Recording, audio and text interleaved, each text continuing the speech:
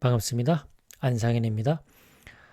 이 장기적으로는 현금을 보유하는 것이 주식보다 더 위험하다라는 내용으로 정리를 해봤는데요. 오늘 참고한 책은 워런 버핏 바이블이라는 책입니다. 이 버크셔 해서웨이 이 주주인 이 워런 버핏과 찰리 먼거가 있는데요. 주주 서한을 매번 이렇게 보내고 있습니다. 그 주주 서한에 담긴 내용들을 바탕으로 해서 구성한 책이 바로 워런 버핏 바이블입니다.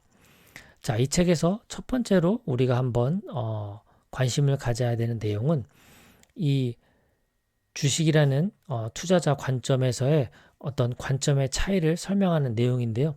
주식 차트 이런 것들을 분석한다든가 전문가의 의견을 통해서 주식을 매매한다든가 아니면 단기 기간에 단기 투자를 통해서 어떤 이익에 따라서 매매해야 한다 이런 말을 듣는다면 무시해라 라고 워런 버핏은 말합니다.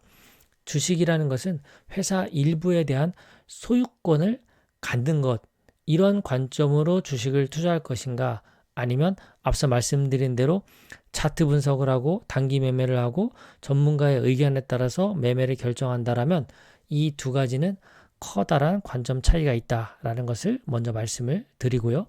자, 두 번째 전하고 싶은 것은 이 월터 슐러스라는 분의 이야기입니다. 2005년도에 이미 90세였다면 현재도 살아 계신가 이게 참 궁금하네요. 자, 아무튼 이 워런 버핏의 오래된 친구 중에 한 분인 바로 이 월터라는 분은 1956년부터 2002년까지 투자 조합을 구성을 해서 굉장히 성공적으로 운영을 했다고 하는데요. 참 특이한 점은 MBA 같은 것도 나온 적이 없고요. 대학도 나오지 않았다고 합니다. 비서도 없고 사무원, 격리 직원 아무도 없고요. 딱 동료는 그의 아들 에드윈 뿐이라고 합니다. 두 사람이 운영을 했는데도 불구하고 47년 동안 S&P 500을 훨씬 뛰어넘는 성적을 올렸다고 해요. 그래서 1989년에 Outstanding Investors Digest라는 곳에서 이제 그 아들인 에드윈과 인터뷰를 하면서 이런 질문을 했습니다. 당신의 투자 기법을 어떻게 요약하시겠습니까? 라고 물었더니 이 월터 슐러스의 아들인 에드윈은 싼 주식을 사려고 노력할 뿐입니다. 라고 대답했다고 해요. 어떤 포트폴리오 이론, 기술적인 분석, 거시경제, 어떤 복잡한 알고리즘 이러한 내용에 대해서는 하나도 언급하지 않았다고 합니다.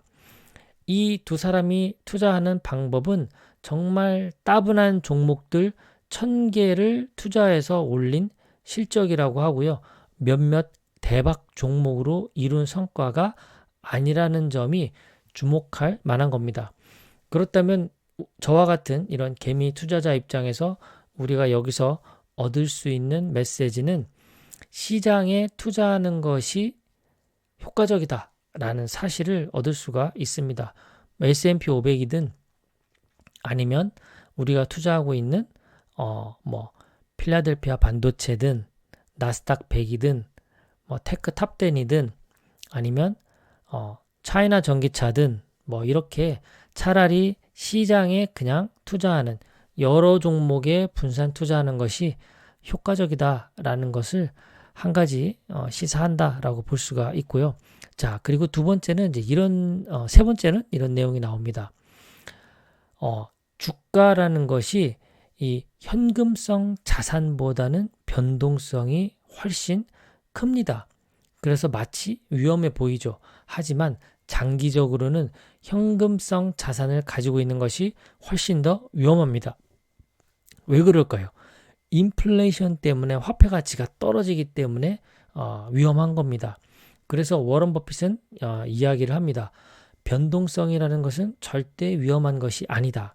변동성을 위험으로 착각하면 투자자는 위험한 선택을 하게 된다라고 말을 한 거죠. 자, 그리고 이 네 번째 전하고 싶은 내용은요. 너무나 유명한 이야기인데요. 워런 버핏은 유언에 이미 남겼듯이 자신이 가지고 있는 전체 자산 이것을 90%는 S&P 500 인덱스 펀드에 그리고 10%는 단기 국채에 투자해달라 이렇게 이야기를 했죠.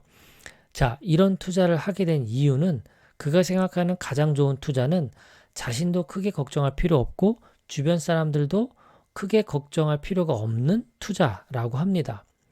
아울러서 이 돈 자체가 고민거리가 되어서는 안 된다라는 것이 그의 지론인데요.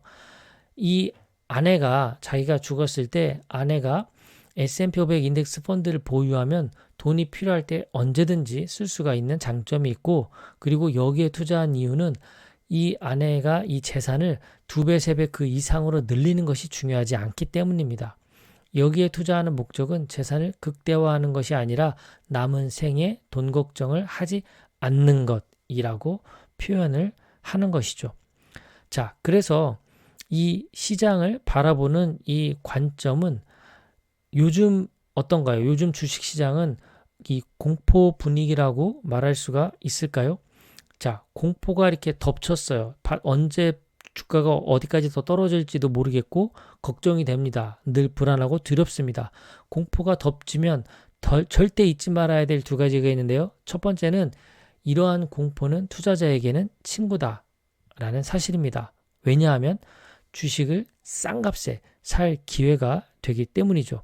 자, 그리고 두 번째 기억해야 될 사실은 만약에 내가 공포에 휩쓸리면 공포는 나의 적이 된다는 사실입니다. 투자자는 공포에 휩쓸릴 필요가 없다라는 사실을 워런 버핏의 말을 통해서 다시 한번 전해드리는 바입니다. 요즘이 주식 투자하기에는 정말 좋은 시절입니다. 나중에 시간이 지나서 돌아보면 그렇게 회상하지 않을까 싶습니다.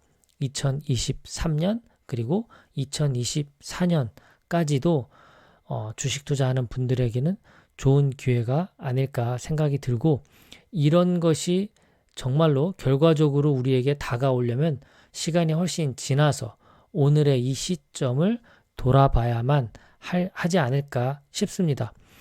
어쨌든 적립식 투자를 통해서 적금 넣듯이 그렇게 조금씩 삼성전자 우선주 그리고 제가 자주 말씀드리는 나스닥 100, S&P 500, 필라델피아 반도체 나스닥, 미국 테크 탑 10, 그리고 차이나 전기차 이런 것도 좋고요.